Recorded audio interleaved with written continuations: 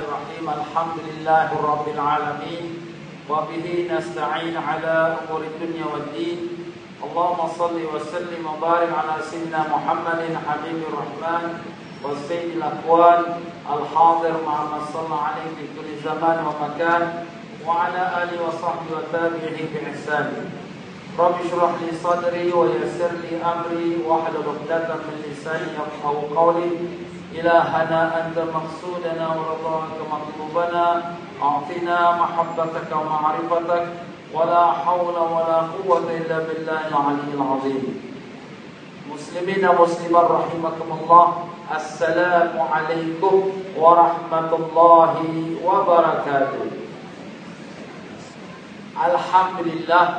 Alhamdulillah syukur kita kehadrat Allah Subhanahu wa taala dengan limpah kurnia taufik hidayahnya diperkenankan kita berada dalam rumah Allah. Jangan lupa kita beriktikaf. Nawaitu sunnatal i'tikaf fi hadzal masjid lillahi taala. Sahaja aku beriktikaf dalam masjid ini karena Allah. Mudah-mudahan sepanjang kita berada dalam rumah Allah ini kita juga diberi ganjaran i'tikaf. Ya tuan-tuan dan puan-puan, syukur kepada Allah dengan limpah kurnia yang dapat ditemukan lagi kita di dalam pengajian kitab hikam, di mana kita telah sampai di buku surat 161, di mana kita telah sampai dalam membicarakan tentang ibadah kita kepada Allah Subhanahu wa taala. Jangan kita nak menuntut daripada Allah sesuatu kelebihan, sedangkan ibadah kita kepada Allah pun tidak ada yang sempurna. Patut-patutnya malu kita kepada Allah kalau kita nak minta kepada Allah, sedang apa yang Allah suruh kepada kita pun tak kita tunaikan dengan sempurna. Begitulah apa yang telah kita sebutkan dalam pelajaran kita yang lepas. Dan demikianlah kita dalam berpegang kepada Allah, hendaklah kita berpegang kepada Allah kerana dialah Tuhan yang menjadikan alam semesta ini. Dan Allah Ta'ala dialah Tuhan yang memiliki segala sifat-sifat kesempurnaan. Manakala kita adalah manusia, hamba yang lemah lagi yang dhaif, maka dengan sebab itulah di sini sebagai seorang hamba yang lemah lagi yang dhaif senantiasa meletakkan harapan dan berpegang teguh kepada Allah Subhanahu wa taala.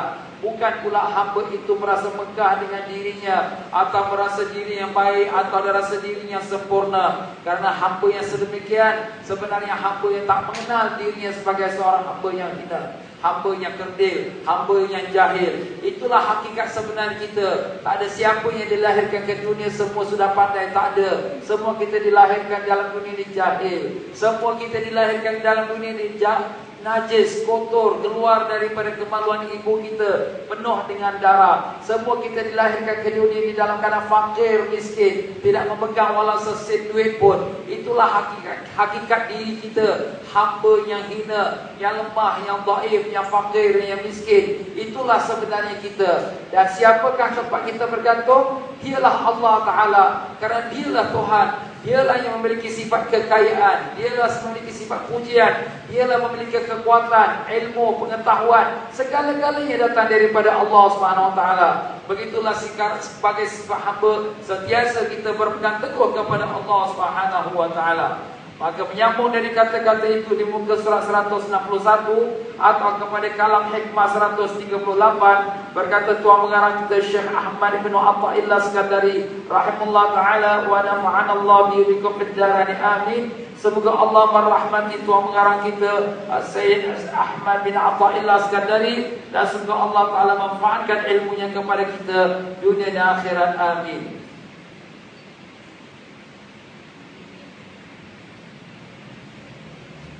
Katanya, kaifa takhruqu lakal awaida wa anta lam takhruq min nafsikal awaid. Artinya, bagaimana engkau menginginkan sesuatu yang luar biasa padahal engkau sendiri tidak mengubah dirimu dari kebiasaanmu. Jadi kita sebagai manusia, kita semua ada kebiasaan kita. Bagaimana kita nak dapat sesuatu yang luar biasa kalau kita tak melepaskan diri kita pada kebiasaan kita?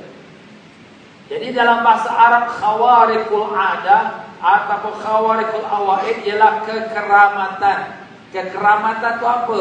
Perkara yang berlaku yang luar biasa kepada para wali-wali Allah. Kalau perkara itu berlaku kepada seseorang Nabi dan Rasul, kita namakan dia mukjizat. Kalau dia berlaku kepada seseorang wali Allah, kita namakan dia karamah. Kalau dia berlaku kepada seseorang salihin, kita namakan dia itu ma'unah. Kalau dia berlaku kepada seseorang yang kafir, kita namakan itu sihir.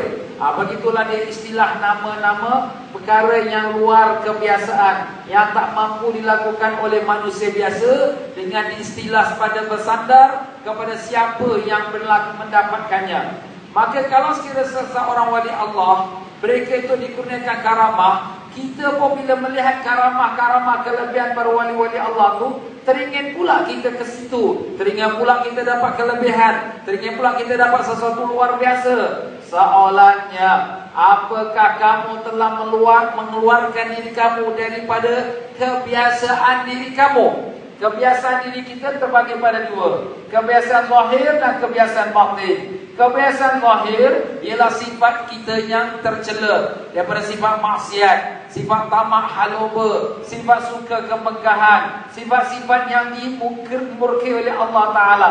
Inilah sifatnya kezahiran kita, kebiasaan kita. Dan demikian pula sifat kebiasaan batin kita. Sifat kebiasaan batin, riak kita, ujub kita, suka dipuji, marah dihina, merasa diri kita lebih baik dari orang. Ini adalah merupakan sifat maksiat batin kita, kebiasaan kita. Nah, apabila seseorang itu bercita-cita untuk mendapatkan sesuatu keluar biasaan yang ada pada wali-wali Allah, tanya diri sendiri, apakah kamu sudah melepaskan diri kamu daripada kebiasaan kamu yang menyalahi perintah Allah Ta'ala? Inilah yang dimaksudkan oleh Al-Imam Ahmad bin Athaillah rahimahullah Ta'ala. Maka kata tuan pengarang kita, kharqul awaid ialah kekeramatan, kejadian-kejadian yang luar biasa, seperti berjalan di atas air, berlipatnya bumi sehingga dapat pergi ke hujung barat dan timur dalam selangkah kaki, dan makan dari seisi alam sekehendaknya, dan tidak ada doa dan tidak ada doanya yang tertolak. Masya Allah, semuanya baik dan luar biasa baginya. Ini namanya kekeramatan.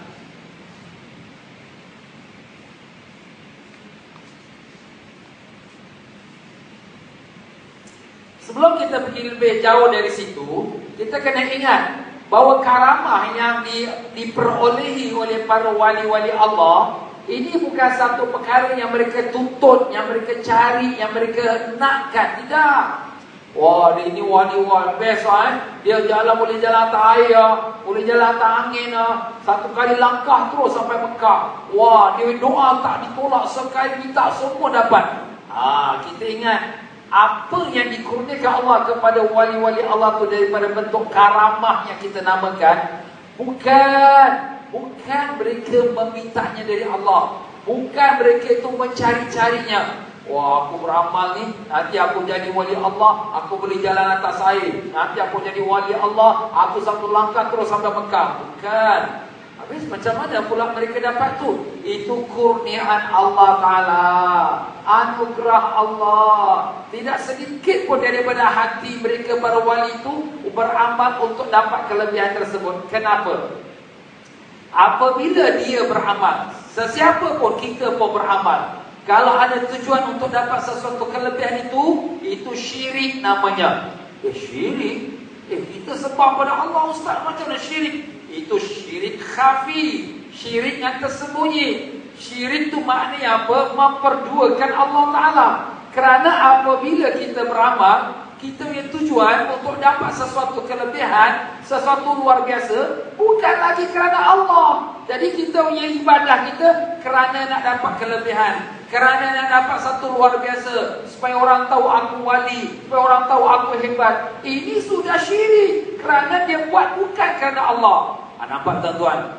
Jadi di sini jangan sama sekali kita beribadah itu kerana sesuatu perkara yang selain daripada Allah. Wa ma umiru illa liya'budullaha mukhlishina lahuddin. Tidaklah mereka itu disuruh beribadah melainkan ikhlas kerana Allah Ta'ala. Itulah tujuan ibadah lillahi ta'ala. Bukan lillahi karamah, untuk lillahi luar biasa, tidak. Tapi lillahi kerana Allah Ta'ala.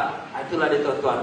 Tetapi Tuan Pengarang kita mendatangkan ini nak berikan peringatan kepada kita, sebagian orang-orang awam, sebagian orang-orang biasa. Wah, nak beramal aku nak dapat luar biasa, aku nak dapat luar biasa itu, nak dapat yang dapat kepala, orang tembak pun tak lot dah. Kita punya tujuan ini sudah syirik.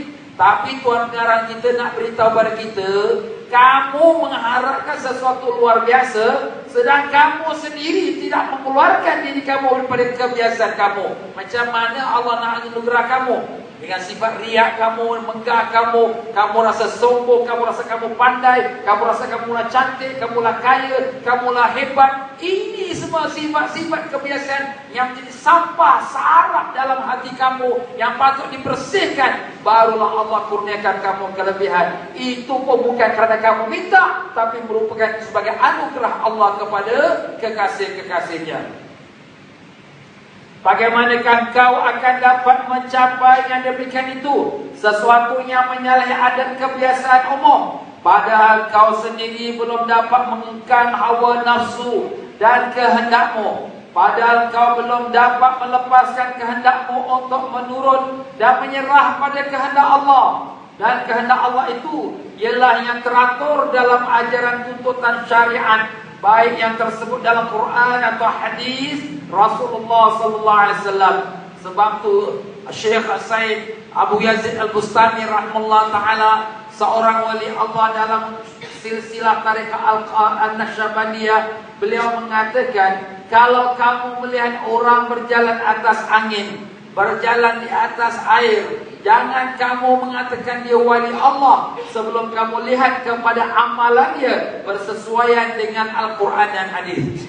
Masya Allah. Ini pesanan Abu Yazid Al-Bustami, seorang wali Allah. Kenapa? Kalau berjalan atas angin, maaflah, burung pun boleh terbang atas angin. Kalau berjalan atas air, itik pun boleh berjalan atas air. Kalau boleh menyelam dalam laut, ikan lagi duduk dalam laut. Apa yang ada kelebihan? Apa yang luar biasa? Tak ada apa. Haiwan pun dapat. Tetapi kalau kamu nampak orang macam tu, wali ya, nanti dulu tengok dulu amalan dia dengan syariat. Apakah bersesuai dengan syariat atau menyalahinya? Kalau bersesuai dengan syariat, itulah wali Allah. Kalau menyalahi syariat, itulah syaitan. Sebab tu di sini tuan-tuan dan puan-puan rahimakumullah, banyak orang dia silap faham. Oh, wali-wali Allah ini kadang dia tak ikut syariat. Ini orang sufi, orang tasawuf tak ikut syariat. Sebenarnya orang ahli tasawuf lah yang lebih kuat lagi berpegang pada syariat. Bukan kata yang wajib-wajib, pakai yang sunat-sunat, yang halus-halus, yang adab-adab, sampai adab dalam hati dia terhadap Allah Subhanahu Wa Taala pun dijaganya. Jangan sampai dia ada perkara-perkara yang menyalahi peraturan agama Allah Subhanahu Wa Taala. Allahumma ya Allah ya Tuhan kami, Kau perbaikilah akan hati-hati kami ya Allah. Buangkanlah dari hati kami sifat-sifat yang tercela ya Allah. Jadikanlah hati kami tulus ikhlas mencari keridhaan-Mu ya Allah. Jadikanlah perhambaan diri kami sebenar-benarnya hamba yang Kau ridai ya Allah, bukan kerana riya, ujub atau sum'ah. Dengan berkat syafaat Nabi kami Rasulullah sallallahu alaihi wasallam. Allahumma amin ya rabbal alamin. Kita mintalah pada Allah tuan-tuan, kita ni pun tak mampu nak membersihkan diri kita sepenuhnya. Sebenarnya yang bersihkan diri kita ialah Allah. Walaupun kita nampak pada zahirnya kita lah usaha, kita lah beramal.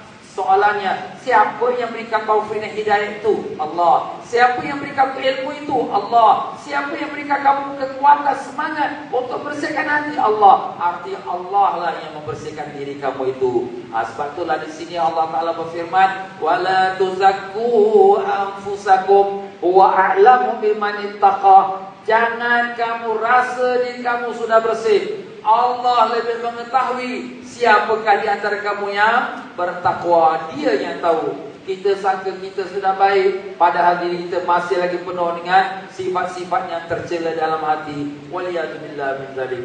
Berkata Tuan Pengarang kita rahimahullah ta'ala, kekeramatan yang luar biasa itu tidak akan diberikan oleh Allah kecuali pada orang yang melenyapkan kehendak sendiri kerana sangat puas kepada kehendak Allah dan pilihan Allah ta'ala.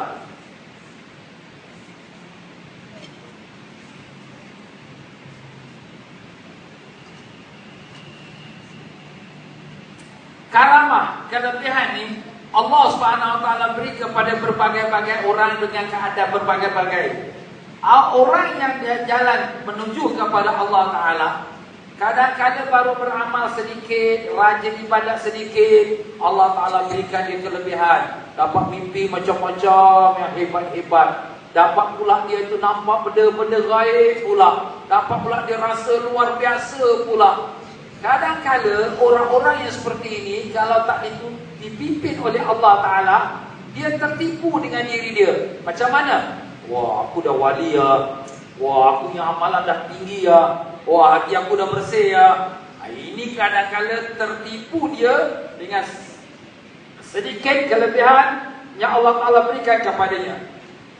Tetapi para wali-wali Allah yang sebenarnya, mereka tak mahu benda-benda ini. Bahkan mereka takut kepada kelebihan. Kenapa?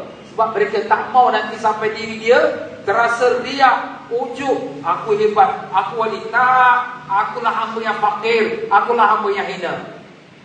Tetapi kadang-kadang itu Allah yang berikan dia.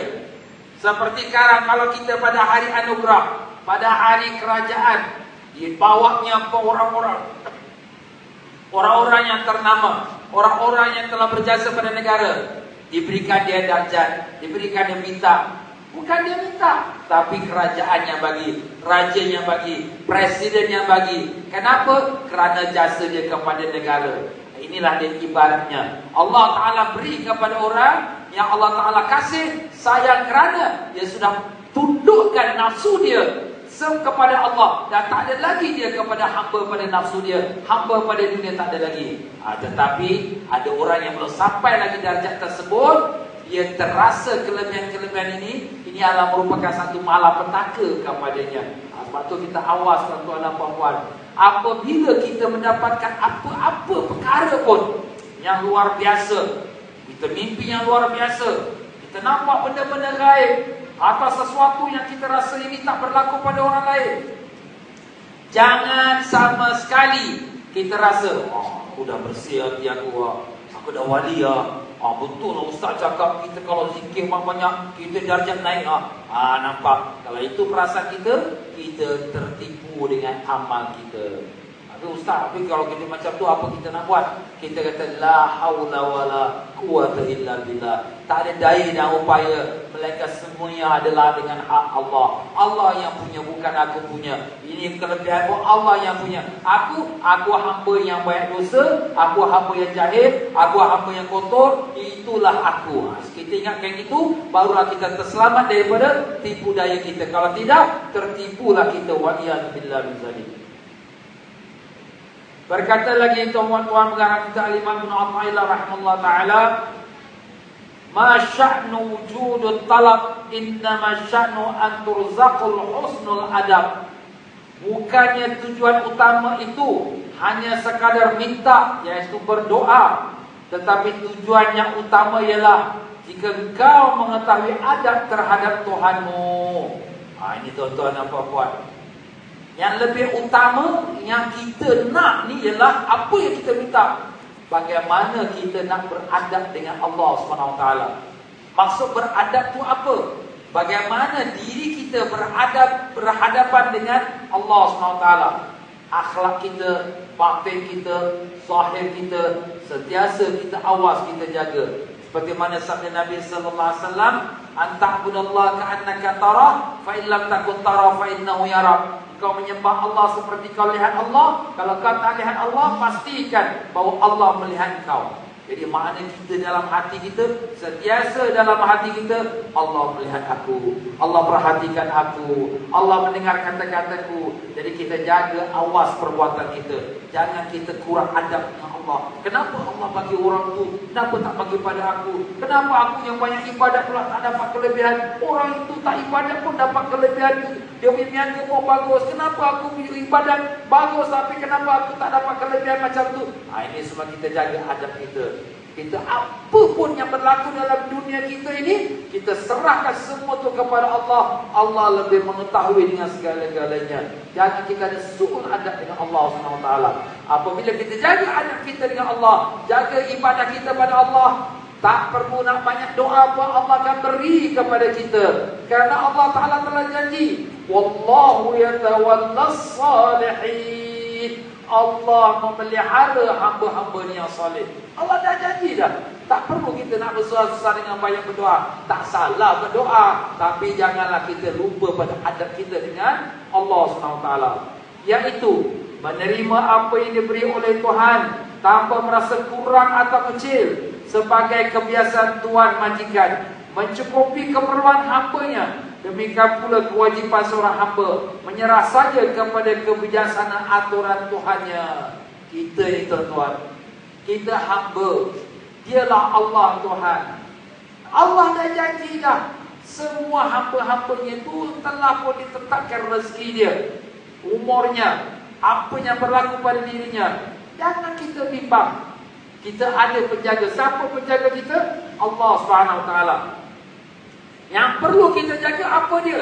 Diri kita, ibadah kita, taat kita kepada Allah. Itulah yang perlu kita jaga. Wah, bimbang sekarang ekonomi susah. Wah, bimbang sekarang banyak orang buka niaga macam sama macam kita. Wah, bimbang sekarang ni macam mana hidup dunia ni masalah sempit dah. Wah, susahlah barang menaik.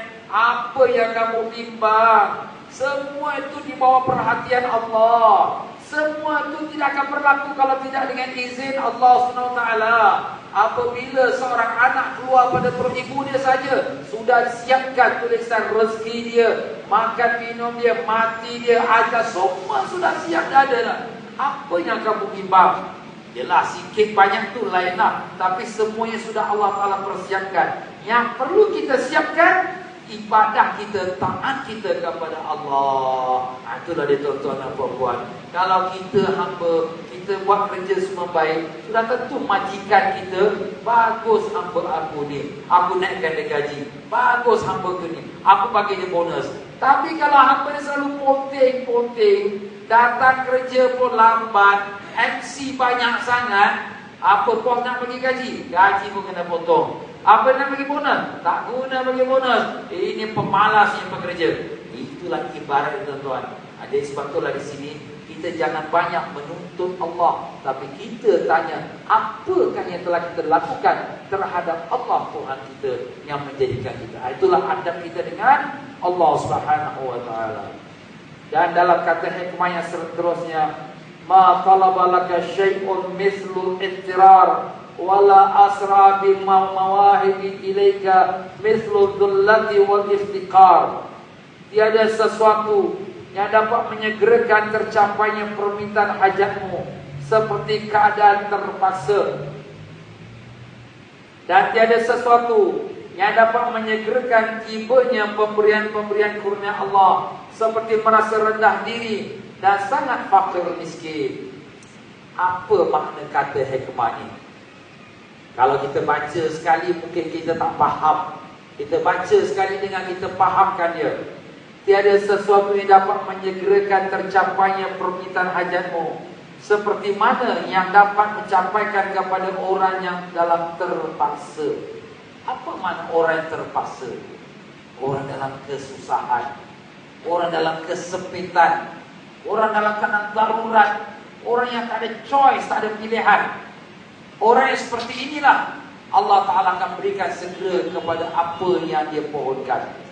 Arti katanya lain, kita hamba, kita kena letakkan hati kita sepenuhnya sangkut kepada Allah, seperti orang yang tidak ada pilihan lain lagi. Kalau kita di tengah-tengah laut, kita sekarang kapal tenggelam, kita pekiklah satu dunia tak dengar, satu orang tak boleh tolong. Kepada siapa kita letakkan harapan kita? Kepada Allah. Ya Allah, Kalau kau hendak aku hidup, aku hidup. Kalau kau nak aku mati, aku mati. Kalau kau tak tolong aku tenggelamlah. Matilah aku. Kat sinilah kubur aku di tengah laut. Perasaan ini biasa berlaku pada orang yang terpaksa dalam keadaan darurat. Sekarang, ubahkan diri kita sepanjang umur kita, itulah diri kita seperti orang tengah laut. Di tengah-tengah hidup kita, tak ada tempat aku nak bergantung melainkan hanya pada Kau ya Allah. Kalau Kau tak tolong aku, tak ada siapa dapat tolong aku. Kita buat kerja, kita buat berbisnes, kita buat urusan kita, hati kita terus tersangkut 100%, 101% lagi dengan Allah Ta'ala. Tak ada harapan kita pada orang, tak ada harapan kita pada sesiapa. Kawan aku tak boleh tolong aku, teman aku tak boleh tolong aku. Yang hanya boleh tolong aku Kau ya Allah. Hanya pada Kau yang aku letakkan harapan. Inilah orang seperti ini, baru Allah Ta'ala akan berikan jawapan kepadanya. Tapi kalau kita faham tuan dia, kita minta pada Allah, tak apa, aku member ada tolong aku. Minta pada Allah, tak apalah, kawan aku dah janji nanti nak bagi aku pertolongan. Jadi hati kita ni banyak sangat sangkut dengan orang. Tak tahu lah kata kau hantar kau punya orang lah tolong kau, kawan kau lah tolong kau, dunia kau lah tolong kau. Sebab itu tak ada apa berlaku pada diri kita. Sebab pergantungan kita belum lagi 100% kepada Allah.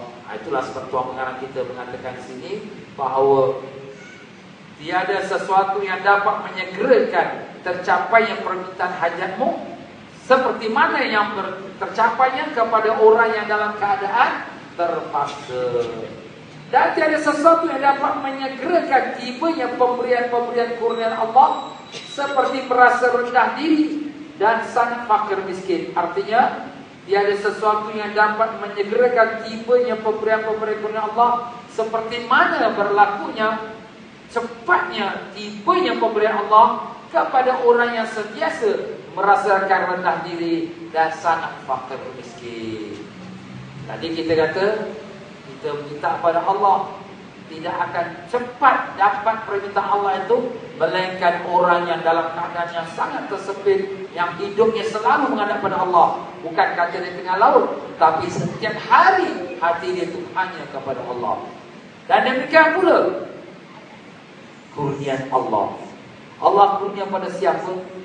Allah cepat kurnia kepada orang yang selalu rasa rendah diri, selalu rasa kefakiran diri dia, rasakan kehinaan diri dia.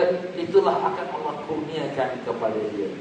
Jadi tuan-tuan dan puan-puan, kalau hari hujan, hujan yang membawa rahmat, yang membawa tumbuh-tumbuhan, yang membawa air, yang minuman kepada manusia dan hewan, bila dia turun di atas muka bumi ini, dia turun atas bukit, dia turun ke lembah. Kat mana dia berkumpul? Kat atas bukit ke kat lembah? Kat lembahnya rendah. Kerana dia tur lembahnya rendah, disitulah datang kurnia Allah berkumpul di situ. Tapi orang yang besar diri macam bukit yang gagah, lari kurnia Allah, tak berkumpul di atas, tapi lari ke lembah. Ibaratnya begitulah dia tuan-tuan dan puan-puan. Apabila seorang yang sentiasa merasakan kefakiran dirinya kepada Allah, merasakan kehinaan dirinya, merasakan dosa yang banyak, Allah bukakan pintu kurnianya kepadanya. Tapi kalau dia rasa kehebatan diri dia, aku punya ilmu dah banyak, ibadat aku banyak, aku orang semua kenal, maka jauh kurnia Allah daripadanya. Itu kita tanyalah diri kita. Bukanlah maknanya kita rendah diri itu kerana akan kurnian Allah, tapi itulah balasan Allah kepada sifat-sifat hamba-hambanya. Firman Allah Ta'ala, A'udzubillahi minasyaitonir rajim. Amma yujibul muttarra idza da'a. Siapakah yang dapat memperkenankan menyambut doa orang yang terpaksa bila berdoa minta padanya? Siapa? Ada siapa yang dapat tolong? Hanya Allah. Kita hari ini walaupun kita cukup lekat dengan sekalian alat keduniaan, jangan kita ingat alat dunia ini semua boleh tolong kita. 1 sen pun tak boleh tolong kita. Ustaz, apa 1 sen tak boleh tolong? Kita duit juta-juta. Maaf tuan-tuan, Allah Ta'ala kalau kata kau tak boleh makan, walaupun duit juta-juta pun, doktor kata apa? Orang ni no food from the mouth. Nampak? Tak boleh masuk makanan dari mulut. Habis masuk apa? Masuk trip aja. Kenapa? Walaupun duit banyak pun Allah kata no food, tak ada. Ini hakikatnya tuan-tuan dan puan-puan. Kita duit banyak Masya Allah, tapi sekali jatuh sakit, tak boleh nak jalan, duduk je ke atas katil hospital tu. Ini semua kehendak Allah. Sebab tu di sini kita selalu ingat, kita adalah fakir kepada Allah. Dialah yang kaya, kita lah yang fakir.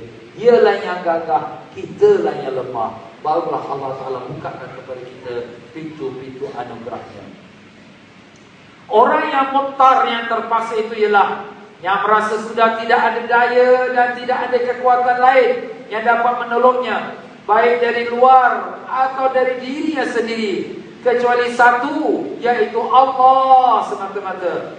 Orang demikianlah yang pasti segera tercapai hajat keperluannya. Dan itulah yang bernama tauhid, mengisahkan Allah. Hal orang ini bagaikan orang yang akan tenggelam di lautan atau tersesat di hutan belukar yang seram sekali. Firman Allah Ta'ala, وَلَقَدْ نَصَرَكُمُ اللَّهُ بِبَدْرٍ وَأَنْتُمْ أَذِلَّةٌ. Sungguh Allah telah membantu kamu, memenangkan kamu dalam perang Badar ketika kamu dalam keadaan hina dan rendah diri, tidak berdaya. Perang Badar ni tuan-tuan berlaku pada tahun 2 Hijrah bulan Ramadan. Itulah perang yang pertama antara Rasulullah SAW dengan orang kafir Quraisy. Jadi dalam peperangan Badar itu orang Islam hanya 3